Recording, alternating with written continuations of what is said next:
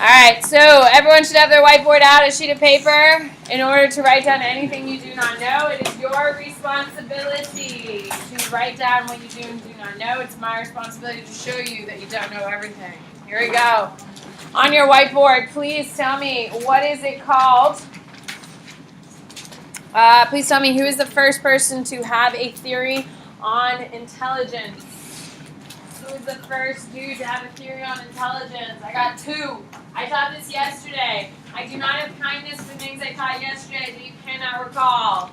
What is it? Kristen, Spearman, on your whiteboard. Spearman had 2 aspects to his theory. What are the names of the 2 components?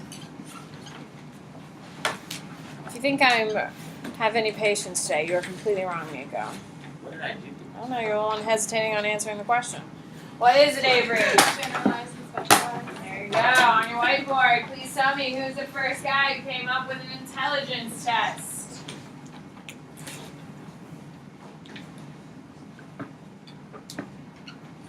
Who is it? T. Vinay, on your whiteboard, please tell me, what is the intelligence quotient, please?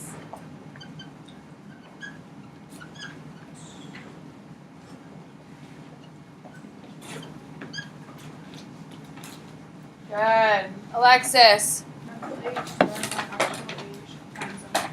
on your whiteboard, please tell me, what is the name of the intelligence test we give to children today?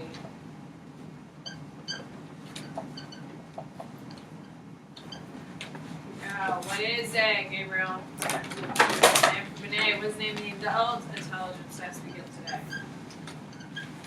Ella, The Wellster test. Wechsler. On your whiteboard, what is the name of the theory that believes that there are 3 types of intelligences?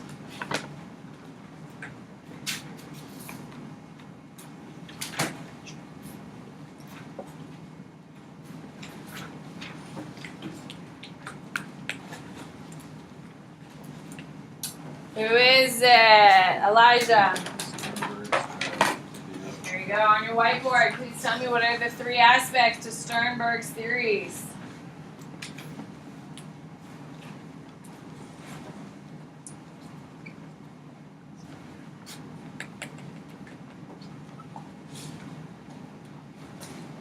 Good. What is it? Morgan. Thank you.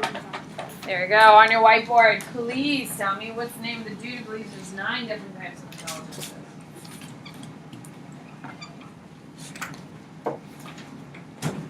Who is it? JR. Gardner. On your whiteboard, please tell me, what is it called if you take the SAT over and over again, you get the same damn score? What is it? Maya. What? Reliability. On your whiteboard, please tell me, what is it called when no matter so every time I take a vocab quiz, I always fail. I always use index cards, and I will never try anything else, but I always fail. Always fail. What is it called? Good. What is it? David. Mental set. On your whiteboard, please tell me, what is it called when I think we're good. All right, here we go. I'm doing motivation today. I'm going to go faster and cover a bunch of stuff today. The hardest stuff is emotion at the very end. So have your boards out. I will be going, but I will be going very quickly because... How many of you was motivation your weakest one? Okay, good. So I'm going to fly through it, and we'll go through here. So when we talk about motivation and emotion, okay, we're talking about different ways that motivate us. Okay, the first one we talk about is extrinsic versus intrinsic. Extrinsic are things that are motivated by outside of you. On your whiteboard, what motivates you? Outside of your actual desires. My husband is incredibly extrinsically motivated. That's why he does everything he does. Money, I see a lot of. Okay? How many of you have worked this hard to get into a good college? That would be extrinsic motivation as well. You're doing it for your mom and dad, all of that. That's extrinsic. On your whiteboard, what intrinsically motivates you? I wanted to make a difference, and that's why I work hard every single day. That's something that motivates me to be successful. What motivates you intrinsically? Something that you do for you. My husband wants to have more than his dad ever had. That's a big motivation for him. Come on, what motivates you? More knowledge? I'm gonna vomit. Well, no, I couldn't think of like one word. Like, Turn to your neighbor and share. Go.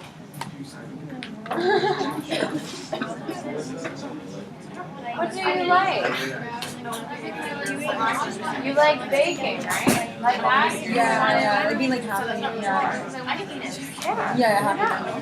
Desire. 3, 2, 1. So instinct approach is all of your food, sex, water, all that stuff that we have. Instinct approach is things that motivate food, sex, water in order for us to do it. Advertising here in 2018 is definitely all based on instincts, correct? It's usually, do we put ugly people to sell items? No, we've only put highly attractive people, male and female, in order to sell items. Okay, that is all instinct approach, because if we find people sexually attractive, we're gonna be like, oh, if I own whatever they're selling, they'll find me sexually attractive too, and then here we are. Okay, that's instinct approach. Drive reduction theory is how I live my life. Okay, this is a huge theory for me. Drive reduction theory says that if I feel stress, I do whatever I can to eradicate it. I don't sleep well because I'm anxious, especially this time of year, having to know everything for AP World, having to know everything for AP Psych in such a small, condensed time. So last night I was stressing out about mock exams and how I'm not really officially ready for mock exam number 2 that starts on Tuesday, and I have a crazy weekend. And I have a crazy this 2 weeks is insane for me. So this morning I woke up in a panic, got to school, pulled out everything I needed, and during third period I made all my copies, and now I feel better. Until I get to the next stressor, and then who here, as soon as they stress out about something, has to finish it immediately? There you go. That's drive reduction theory. When you're officially stressed about something, you have to go well out of your way. There are some of your peers, their Barron's book really stresses them out. Not Gabriel. Who have to get it done in the first couple days of the week. Like they get it done Sunday, Monday, and then they have the rest of the week to do whatever else they do. That's drive reduction theory. Bless you. bless you. Okay? Huh? How many people do that in 2 days? You just sit there and just Wait, grind it so out. procrastination would not be driving. No. I do a bit. Here we go. Homeostasis is when your body is perfectly happy. You're not stressed. You're not anxious. You're not thrilled. You're just at a perfect mix. Now, Carol Dweck's theory is what we're talking about here. It's needs. She has the Dweck is her last name, D-W-E-C-K. She believes in need of achievement, need for affiliation, or need for power. All of us have one of these that really fits us. If you have need for affiliation, Got it. I put it on the paper so it won't fall down. Someone with OCD. yeah, but now it's like crooked.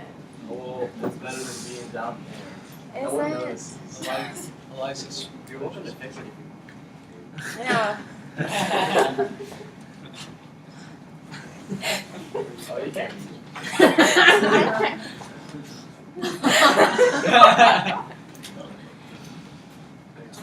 It's crooked. Anxiety. Will you please take it down? This is my drive reduction that says I can't live in a life like this. Oh yeah. I can deal with the empty space. I can't deal with that crooked. What? Sure. All right. So need for affiliation is. We'll start with. Stop looking at Elijah hanging Elijah's name. There's a third piece of tape. Press it into the wall as well. It's probably under the urn. There you go. That'll help.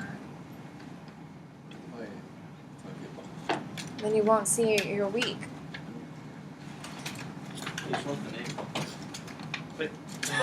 Words Stop. attached to the wall. Oh Is my that God! the Everything about this is awful. No. Just let it lie. Let it lie. Let it lie. Don't touch it. No.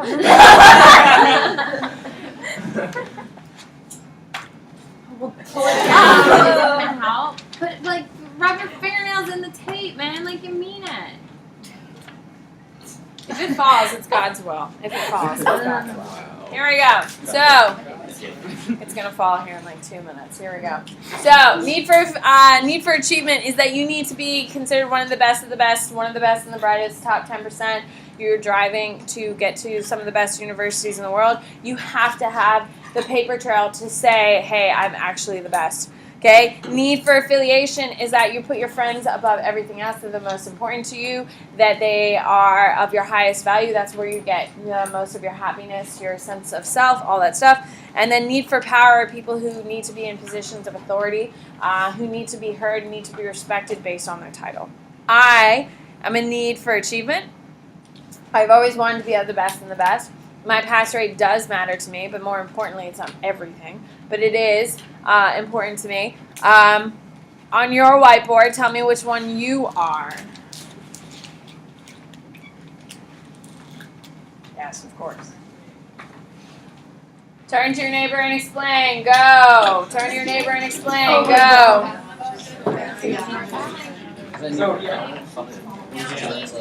What are you? It's affiliation, but not like for my friends. 3, Oh yeah. 2, 1. Okay, so stimulus motive is a motive that appears to be unlearned or creates tension. When we talk about arousal theories, Yerkes-Dodson is the most important one. Now, Yerkes-Dodson is a law, which means you definitely need to know this, darlings. So, what is an arousal theory? It says that there's an optimal amount of arousal that works for us. So, everybody, I'm a high-stress person. I don't know if you've noticed throughout the course of the year, but I keep the pressure going in my class, correct? I'm a high-stress. Yerkes-Dodson is saying that if I apply too much stress, you're all going to fail and you're all going to crash because you're going to get burnt out, correct? If I do too little stress, you're not going to do that well because there's going to be no expectations to do well. It's a nice, consistent, moderate stress. That's my Barron's book to a T. It's not that hard to do, but you have to keep at it, correct? Hello? Yeah. Okay? That is the moderate stress. I hope you notice, because of the Barron's book, the in-class instruction is pretty low-key, yes? We go through, we do whiteboards, and that's it. And it allows me to have an optimal level of stress. Imagine if I just gave you a massive review pack and said, cool, I'll see you in 5 weeks. How well is that going to go? Terrible. You're all going to do absolutely nothing. Okay? Imagine if every single day it was make it or break it, and I was completely expecting certain pages to be done, I was checking, and I was completely writing your butt every single day. How would that go? Be a mutiny in here. Okay, so too much, fail. Too little, fail. It's that perfect optimal stress. I hope you see that it is working in here. Would you agree? Thanks, Gabriel. Sensation seeker are people who like roller coasters, weirdos. Incentives, they're weird. They're awful.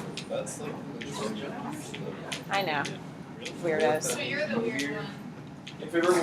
What if it's fun? Incentives are things that attract us to things. Incentive approach is believing that we do things for external rewards. Like on your whiteboard, tell me, how do you know you'll make it?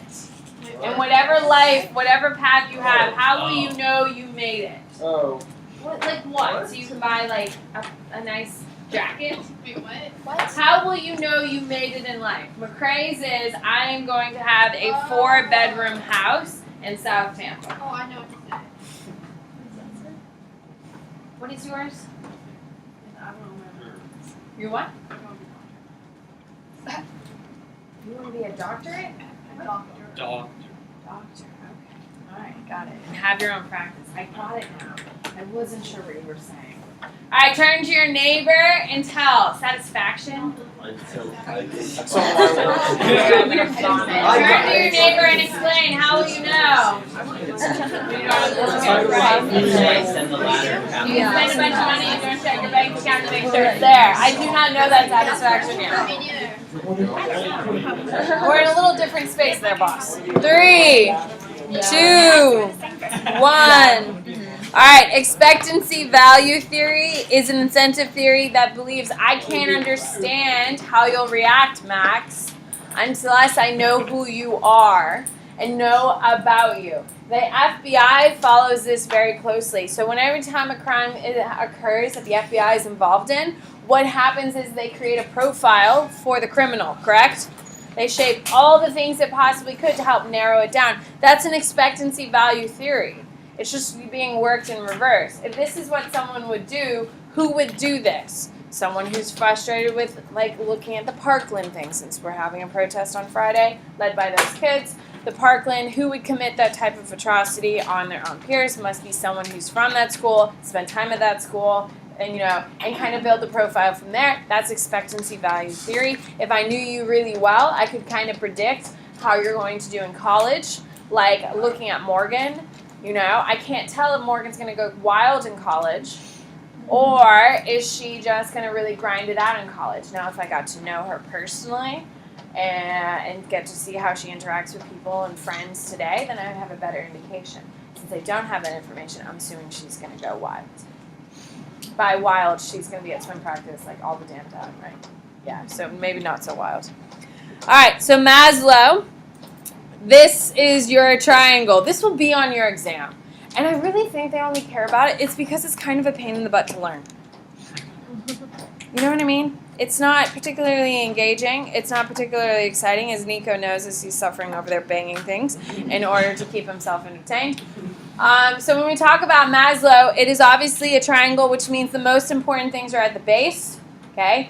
And then as you get up there, they are not for survival, but for cognitive needs and stuff like that. So obviously at the very bottom is your physiological needs. And as you go up, you're gaining other things. This is all about basic needs that we need to have. So the most important thing about Maslow's hierarchy of needs, the goal is self-actualization.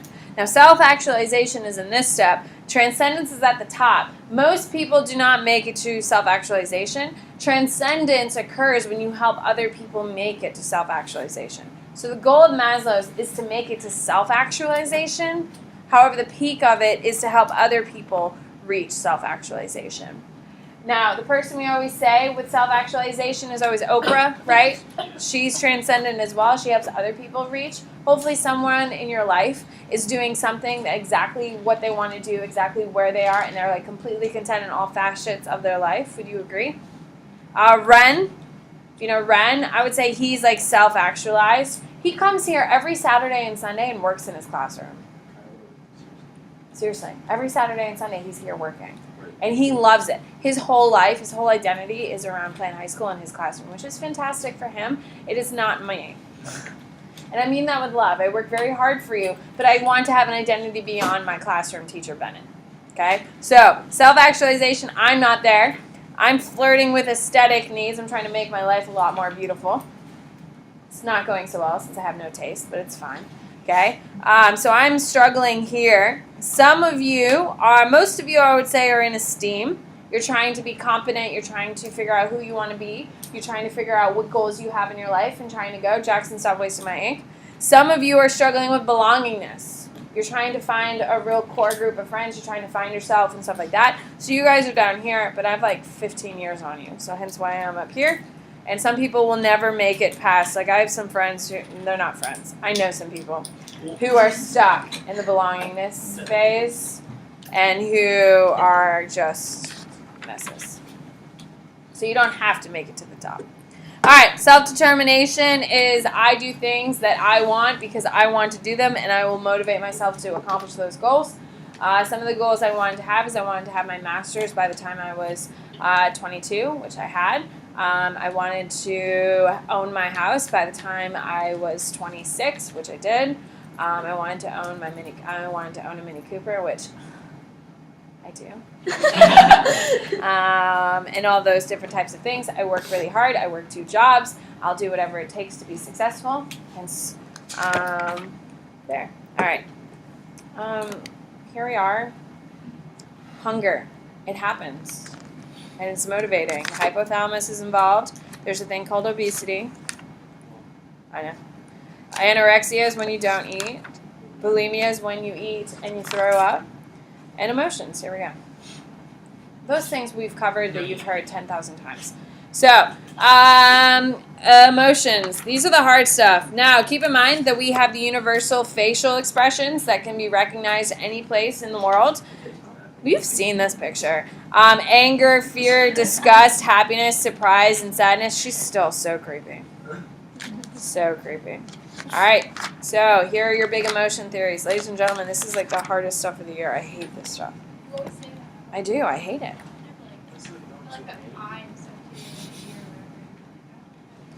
Well, there's a lot of things during review I don't like. This stuff is gross. All right, here we go. So keep in mind, you do have a little cartoon from week 14, 15. No, week 24, 25.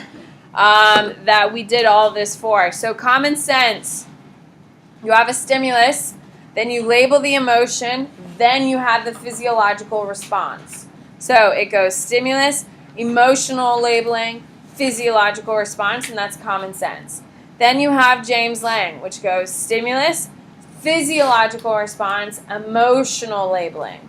So common sense is the first one. Second one is the opposite of it. James Lang is the opposite of common sense. Then you have Cannon-Bard. Cannon-Bard, the stimulus happens, you think about it, then you do your physiological and emotional labeling together. So for the first three, common sense is the foundation, emotional, then physiological, then Cannon-Bard is the opposite, physiological, then labeling, then Cannon-Bard is the two of them happening at the same time. How fun is this? Celery. You already forgot. Thank you, Nika. Wow, how could you forget this week? We did cartoons. I mean, why do we have to know other than like common sense? Or that's like common sense. That's how it should do it. Like, your fear causing you to do something. It's in the Cool. What about the other five? I know, but like I'm just wondering like why do those matter?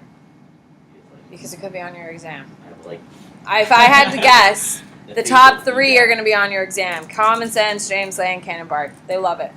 They love them. And I don't know why. Is it like one in Dr. James? Typically. Or Cannon-Bard. I can't remember. James. So if I was going to only remember 3 out of the 6, I would do those 3. That was it. Now, Satcher, Singer's, cognitive arousal. You see the dog. You think about it and have a physical response at the same time. Then you have your emotional labeling. Facial feedback. If it says anything about a damn face, it's facial feedback. Yes? You think about what your face is making. Like when I make this face, I'm like, I'm disgusted. I must be disgusted. So I'm disappointed in whoever said it. Yeah, perfect. And then Lazarus is the appraisal of the threat. You think about it like, oh, am I in danger? Then you have an emotional response. Then you have a bodily response. We did this with the lion. If you saw a lion in an open field, right, Gabriel? Your response would be totally different than if you saw a lion at the zoo, right? Yeah. That would be your Lazaruses. All right, to the boards. Here we go. I'm sorry, what was that? What? What? I've been wondering this all year. I don't really sit straight at my desk. Drives me insane. Go ahead. It's just like too confining. Like you said, Bennett's beast, and you say because it's a beast. What's it's? AP World, really. Okay. Or the class is a beast. Yes. It's nice up there though. If you conquer Yeah, I know. the beast, you are the beast. Yeah. His AP World exam is nasty, Play-Doh. so that's why. Again, they chose it. We're also the lemon. I'm not kidding. Here we go on your whiteboard. Let's go. Yeah. Gabriel, I enjoy you so much today. Does it really bother you when it's like this? Yes, it does. No. If you sit normally, it will throw me off so much. I just can't. I'm so used to it. I don't Yeah. feel normal sitting like this. Like, hey, what's up? I feel so much more comfortable. Oh. On your whiteboard, please tell me there's a perfect amount of stress, of arousal, that too much will make you do nothing, too little will make you do nothing. The perfect amount will keep you motivated and going through. What is it, Ella? Yerkes Dodson law. Yerkes Dodson law. On your whiteboard, what is the name of the lady who came up with need for affiliation, need for achievement, and need for power? That's some impressive spelling here. Who is it, Kristen? It's Dweck. D-W-E-C-K. Hey, what's up, Gabriel? I'm Dweck. On your whiteboard, what is it called when you don't feel bad, you don't feel great, your body, you're not sweaty, you're not hot, you're not cold, you're in a perfect state? Come on, Alyssa, I'm almost done. What is it, Jackson? On your whiteboard, please tell me, what is it called that when I'm really stressed out, I immediately say, I gotta get rid of the stress, and I start tinkering away at all the things that stress me out in order to alleviate that feeling. What is it, Avery? On your whiteboard, please tell me, what is the goal of Maslow's Maslow's hierarchy of needs?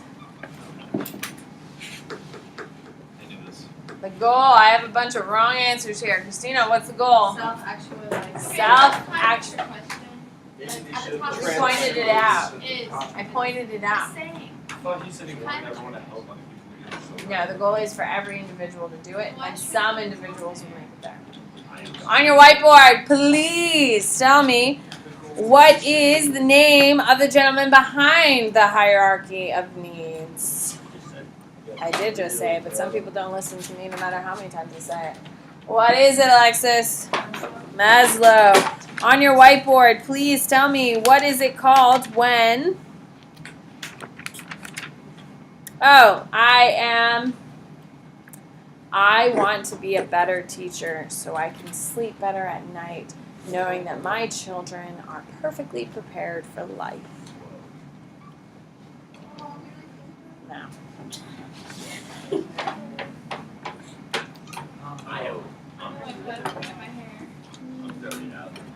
I don't have any answers I wanted. Some of them aren't terrible. Wait.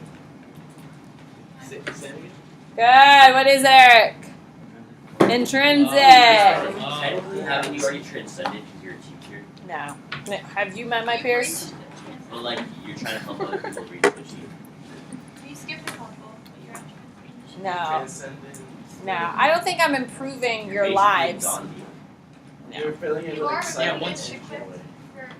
Yes, but I'm not making a well-rounded person. I mean, I'm doing more to help you people become better, well-rounded than my AP World kids. Definitely not second. Yes. Those AP World... What? Hey, girl, what did you just say? I said, you transcend. Excitement. Oh yeah, that's definitely what you said, Gabriel. Especially on a Thursday. You mean Yeah, Thursday. Why Thursdays? because that's what he has to do is very good. Oh, that's right, that's right. On your whiteboard, please tell me, what is it called? What part of your brain regulates your hunger? What? What part of your brain regulates your hunger? Good, JR. Hypothalamus. On your whiteboard, what is it called? This measures how much muscle to how much fat you have in your body. Come on, Alyssa. Come on. What is it? Maya. Body mass index. On your whiteboard, please tell me, what is it called when you refuse to eat in order to lose weight? What is it, Valentino? Anorexia. Anorexia. What is it called when you binge eat, then purge? What is it? What do we got, Christina? Bulimia. On your whiteboard, please tell me, what is... Here we go. On your whiteboard, what goes? Stimulus, then emotion, then physiological response. What goes? Stimulus, emotion, physiological response. T.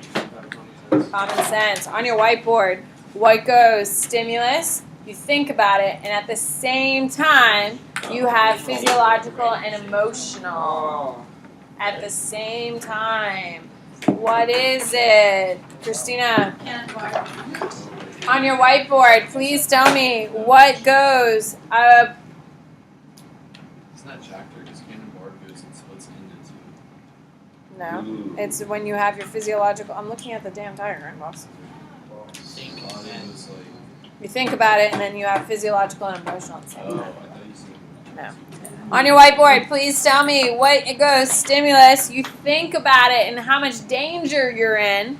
Then you label it with fear or whatever emotion. Then you have your physiological response. What is it, Ella? Lazarus's something. Cognitive Cognitive, mediation. yeah. On your whiteboard, please tell me what goes. We have like 1 minute. Perfect. No, we can't. Now we have 10 minutes. Oh. I'm enjoying this so much. I like your scarf. On your whiteboard, please tell me what goes stimulus, then physiological response, then emotional response. Now is. What, Nico? Now what? It's James Lane. There you go. I see what you're doing there. I think you used it. Oh. There you go. On your whiteboard, please tell me what is it called when? Oh, and one moment in time. I didn't specifically go over this. We'll see who just got it. On your whiteboard, please tell me what is it called in one moment, in a couple moments throughout your life, that you will actually hit you'll actually hit self-actualization when you are in the right spot, at the right time, everything is working out, and you are so happy. Kristen, what is it? Peak experience. Yeah, but she had it like cold dead. It was so impressive. All right, I'm done. I can ask you questions from my book, or you can work on your Barron's book. All right, get to work. I definitely don't want to hear you, for sure. I'm talking to everybody.